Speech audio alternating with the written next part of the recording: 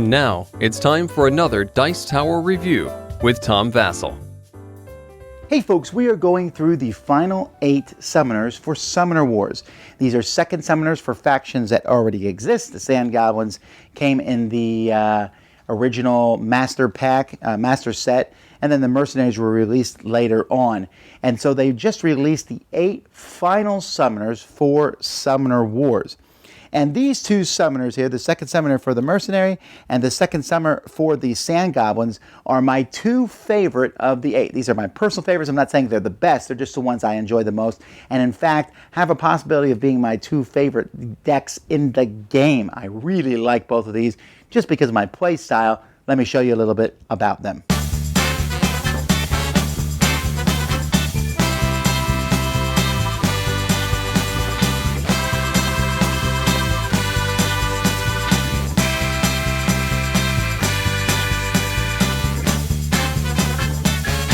Now, Scraven can have a power. His power is essentially good and or bad. At the beginning of the draw phase, or at the end of the draw phase, he can move 3 Sand Goblins that are next to him 2 spaces each, so he sends them out. However, at the end of his turn, he has to place common units that attack next to him if possible. So when you're running your Sand Goblins across the board, you have to be cautious because if they attack someone, they're going to come back and be next to him. Although he does have a card called Send Out, which basically cancels that ability for 1 turn. He also has Bloodthirsty, which will give him +1 for every common unit you control on the board. He's the king of the commons. Speaking of commons, one of his commons is a Wraith, which can't be destroyed. It's amazing. The thing about the Wraith is once he attacks, he's gone. The Flinger here can throw stuff over walls or over other cards, which is a very useful ability.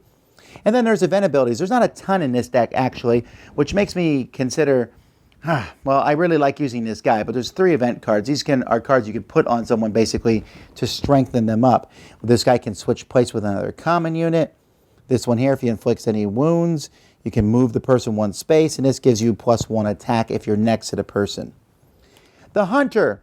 The Hunter is pack dominance. Basically what this means is he's a 1 attack, and he also has 1 life. However, for every hunter on the board, you will add extra life. So if there's 2 hunters on the board, they're each 2 life. That does add to their summons, but you can put Barrage out, and basically then their attack is equal to the other hunters. So you get 3, or if you're lucky, 4 hunters on the board. Suddenly they all become extremely powerful. Cyrus is a very, very cool champion. He has no attack. However, his attack value is +1 for every common unit you have on the board. Get out 4 or 5 common units, and Cyrus becomes a beast. The opposite, and my favorite champion, I think, ever, well, almost, he's in my top 2, I think, is Dinky, who is a 9 attack. Now, he's -1 for every common unit currently on the battlefield, which is essentially even your opponent's common units, but still, your opponent is, like, heavily utilizing some champions, and you can, like, let all your commons die or not get them out there. You throw out Dinky, he could just smash people to smithereens. Does a lot of damage and is just very intimidating. Really like this guy.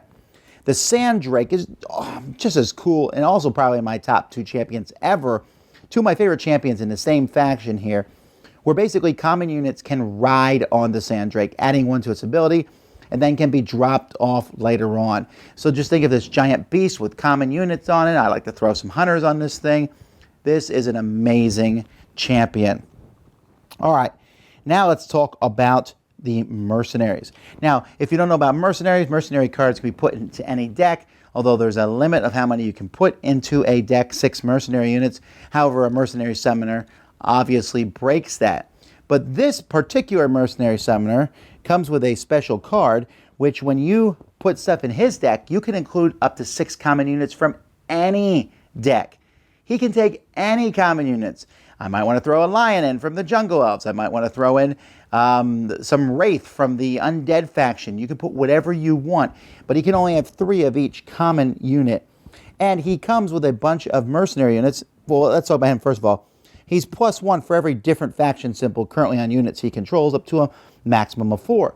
So you're like, oh, well, we definitely want to put those other 6 in there, but those may or may not come out. But all the mercenaries that are included with him have symbols for other factions on them, like this Runesmith here for example, has a dwarf faction symbol on him, which means this character can be put into a mercenary deck or into that particular faction's deck. So he has a runesmith here. And then he also has inside information, which basically lets him look at the top 3 cards of your opponent if you have someone on the board who's the same symbol as them. So you're encouraged to fill your deck with different factions so you can go after your opponent.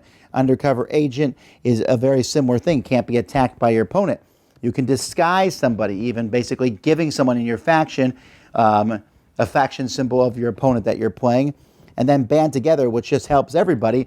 If you have different faction symbols and you're attacking the same person, you can really, really do damage.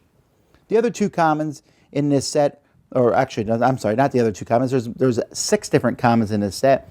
We have the Invader, we have the Augur. You can see that guy looks nasty here, but when your summoner is adjacent to him and takes wounds, you can put them on this guy instead.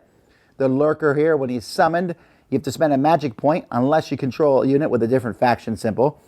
Easy enough to do. And he's free, so that's pretty neat.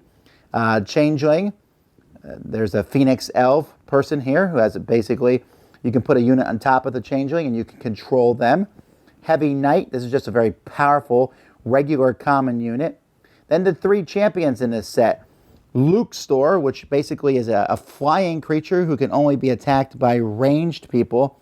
And he can move through other cards, which makes him useful.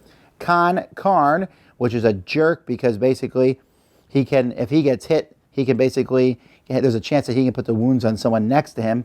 And Mingle here, who you pick a unit on the battlefield, they have the faction symbols that that unit has until the beginning of your next turn. So you mix him with the other cards in his deck, very powerful, and also he does 3 attack and has 6 life. So why do I like these so much? By the way, I think the Sand Goblins is a great deck for someone who's never played before. It's an easy one to jump into. The abilities work together. But I love the idea of having common units, and the more common units, the stronger you are. And if your opponent says, I'm going to start killing as many of your common units, and you're like, well, here's Dinky. So I just love that. I love bringing Dinky out. I love the idea of having a giant. But I also love the idea of the hunters who get more powerful the more of them there are. Just a really fun, fast deck. This guy is really good with the commons. Enjoy him. And the Mercenary deck, if there's one thing I love, it's variety. You know, I love variety in games. And this person can have more people in his army than anyone else. When I build a deck with him, I'm literally able to look at every common in the game. Now, yes, that does mean that there's not so much cohesive strategy, right? Because you don't have these guys working with these guys. You just have a bunch of mix. It's a motley crew. It's a true mercenary deck. There already is a ton of mercenary commons. That's great. But this one I want to use pretty much mostly the mercenaries that come with them to have those faction symbols, but then also add in 6 people. This is most of these new second summoners, we haven't messed and mixed them up too much with the other decks. This one we have because it's just so much fun to be like, I'm going to take an elephant. I'm going to take a gorilla, both those from the Jungle Elves. Now I'm going to go over here and take a couple hunters from the Sand Goblin deck. It's a really cool concept, and you can pick some weak commons, you can pick some really powerful ones and mix them together, and your opponent never knows what's coming. I love it. It may not be the most tactically sound deck, probably isn't at all. I just love playing it. While the Sand Goblins is a very tactically sound deck, and I just love it. It's smashing, especially since you think Goblins, a bunch of little guys. Yeah, these are a bunch of little guys with a couple huge, gigantic ones. Both very cool sets. Both I highly, highly recommend. Check them out. This is the end of Summoner Wars, and I'm sad, but there's so many great stuff that's come with it. I'll be able to play this for years and years. In a decade, I'll still be enjoying the game, and these 2 factions are part of the reason why. Dice Tower Judgment, my favorite summoners. Woo! Excellent. Thanks so much for watching the Dice Tower videos. Find more great videos and reviews, as well as our top-rated audio podcast at Dicetower.com. You can also find other great shows at Dicetowernetwork.com. I'm Eric Summerer, and you've been watching The Dice Tower. The Dice Tower is sponsored by Cool Stuff Inc., where you can find great games for great prices. Cool stuff in stock. Check them out at CoolStuffInc.com. Shut the door!